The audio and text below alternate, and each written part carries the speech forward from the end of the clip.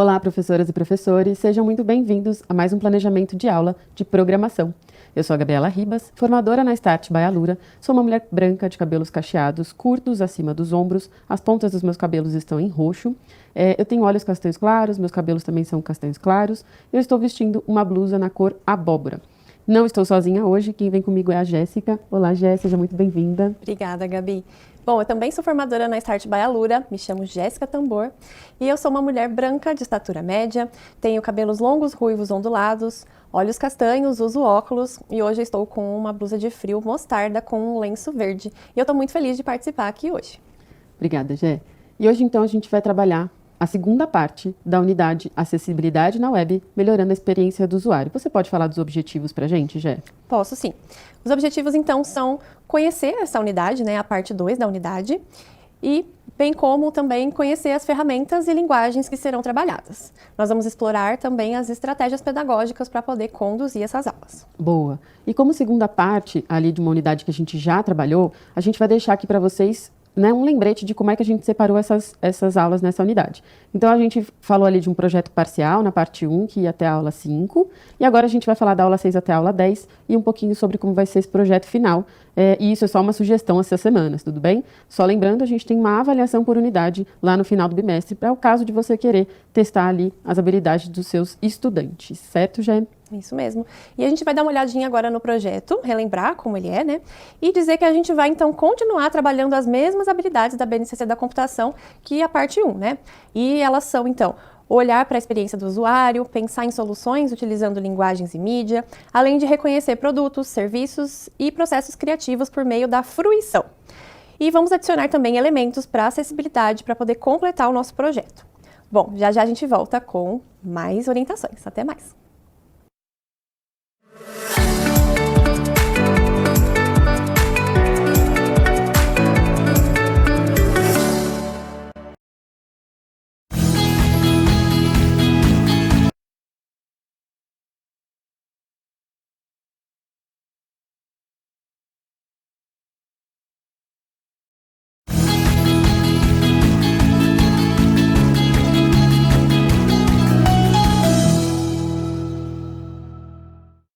Olá, professores.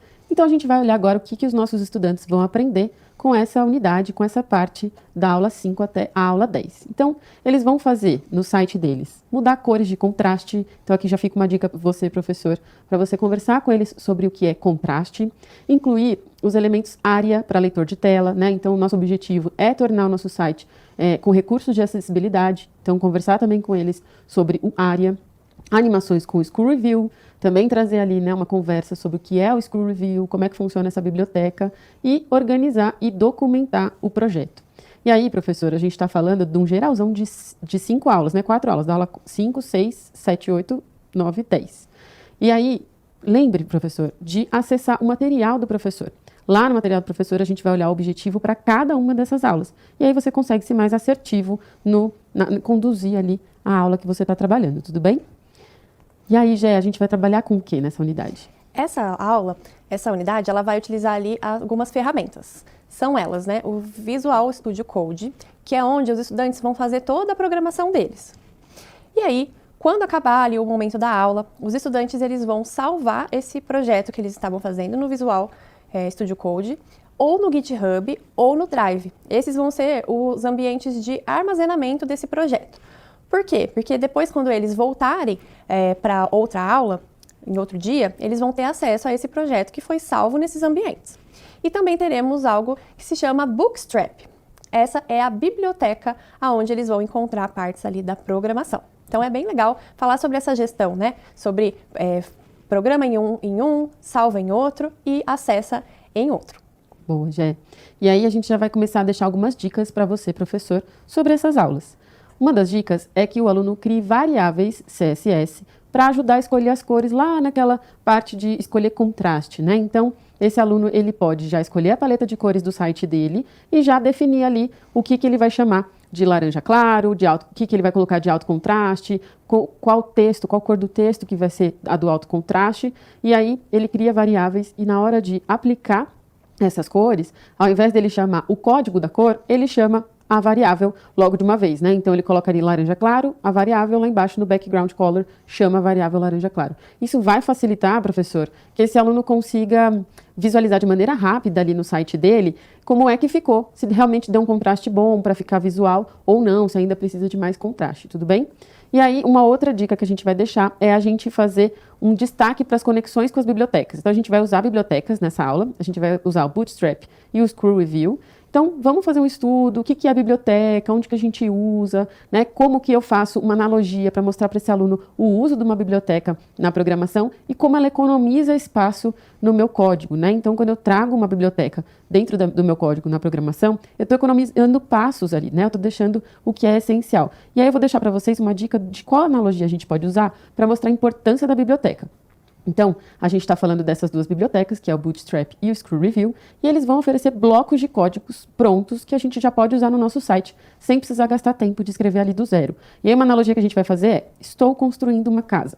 Nessa casa, ela vai usar tijolos. Eu preciso construir cada tijolo do zero? Não preciso. Eu vou numa loja de material de construção e eu já pego o tijolo pronto, né? É a mesma coisa com o nosso código. Ou eu poderia escrever todo o pedaço do código, que eu vou repetir várias vezes ele ali, né, e perder um pouco mais de tempo. Ou eu vou na biblioteca, pego ali um código que faz sentido para mim já prontinho, e eu uso esse código pronto, tal qual o tijolo na minha casinha. E eu não preciso juntar areia com água lá e colocar no forno para criar um tijolo do zero, tá bom? Então converse com esse aluno sobre como que ele pode usar as bibliotecas para facilitar a vida dele dentro da área da programação, inclusive buscar outras bibliotecas, né, outras bibliotecas que podem ter ali outros blocos de código para esse aluno usar na personalização do site dele, tudo bem? Daqui a pouquinho a gente vai falar um pouquinho mais sobre quais outras dicas a gente pode trabalhar com o nosso aluno durante essa unidade. Até já!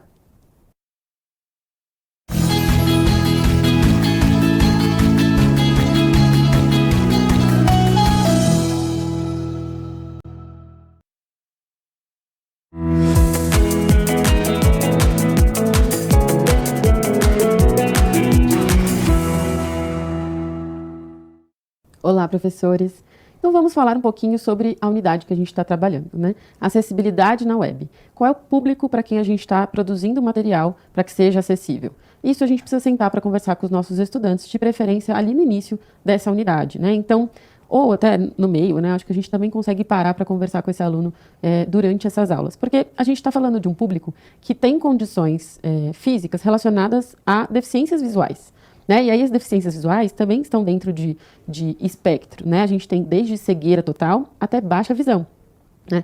Então, vamos estudar com esses alunos esse espectro de cegueira visual, total e baixa visão, para que esse aluno entenda o porquê que ele está colocando tantos recursos naquele site dele, né? Então, quando a gente está falando de uma pessoa com cegueira total, significa que ela não enxerga nada, absolutamente nada. E ela pode ter nascido com o sentido da visão, mas ela perde mais tarde. Nesse caso, essa pessoa ela guarda memórias visuais. Ela vai lembrar de imagens, ela vai lembrar de luzes e de cores que ela já viu alguma vez na vida.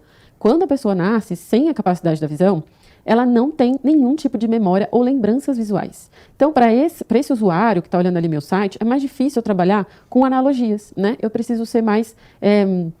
trabalhar mais no campo das coisas abstratas, né, e menos descritivas, porque essa pessoa não tem memória visual, tudo bem? Já quando a gente vai caminhando do espectro, a pessoa consegue enxergar mais elementos, a gente está falando de uma pessoa que tem baixa visão. Essa pessoa, ela tem dificuldade de enxergar com clareza suficiente de 3 metros de distância, então ela conserva alguns resíduos de visão. Ela consegue distinguir vulto, claridade, objetos a pouca distância. A visão, ela pode aparecer embaçada e restrita no campo visual que ela tem ali. E aí a gente tem alguns... símbolos que indicam o que tem ali naquele local, né, aquele local público que a gente acessa, ou mesmo algum meio digital de acesso para essas pessoas. Então, a gente tem o símbolo para braille, para cegueira total, para baixa visão, que é esse olhinho cortado, audiodescrição, para quem usa ali o cachorro como um cão-guia, né, aquele animal que vai apoiar na cegueira total ou na baixa visão. Então, isso também é um tópico para a gente sentar e se debruçar com os nossos alunos, para que eles entendam quem é o público, para quem que eu estou pensando esse site que eu estou construindo. Tudo bem? Certo, Jé, o que mais a gente pode falar sobre esses estudos?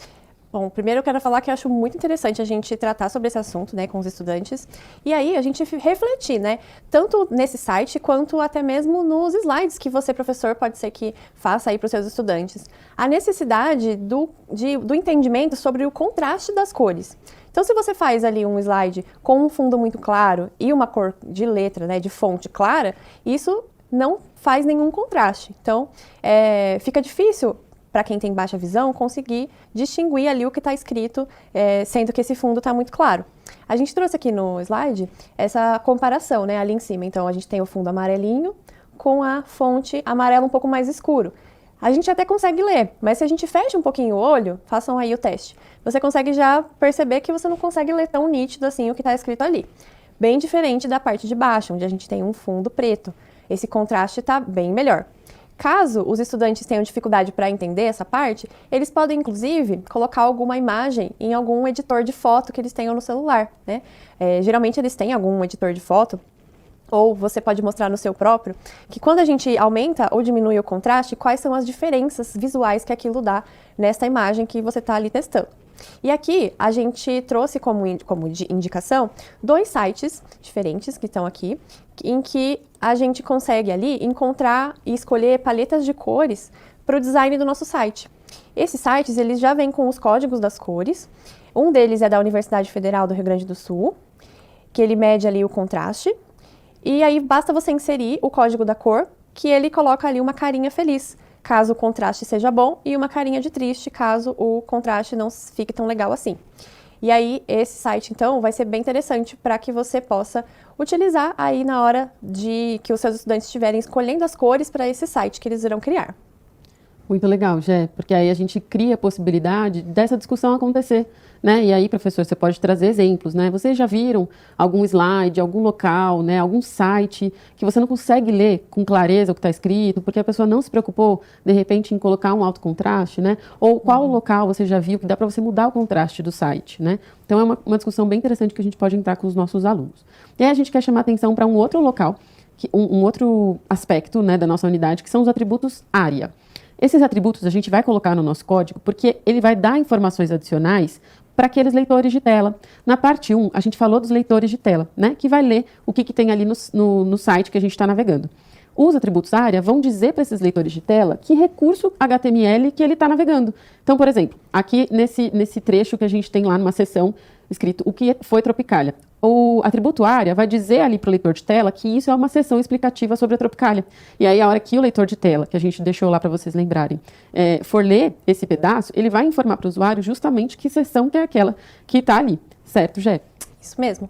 E aqui a gente trouxe para relembrar vocês do ciclo ali de gestão de sala de aula. Então, quando inicia essa aula, o estudante ele vai entrar ali no ambiente onde ele salvou para pegar a última versão, né, que ele deixou salvo. E aí, durante a aula, ele vai criar e editar os arquivos lá dentro do VS Code. E no fim da aula, ele vai salvar novamente os arquivos lá dentro do ambiente de armazenamento. E aqui, outro ponto que a gente trouxe como dica, professor, são os momentos dos exercícios. Então, escolha sempre alguns exercícios para poder fazer junto com os estudantes. Dialogue ali sobre qual é a alternativa correta, questione sobre as incorretas, faça com que esse momento seja um momento rico para que eles possam tirar dúvidas.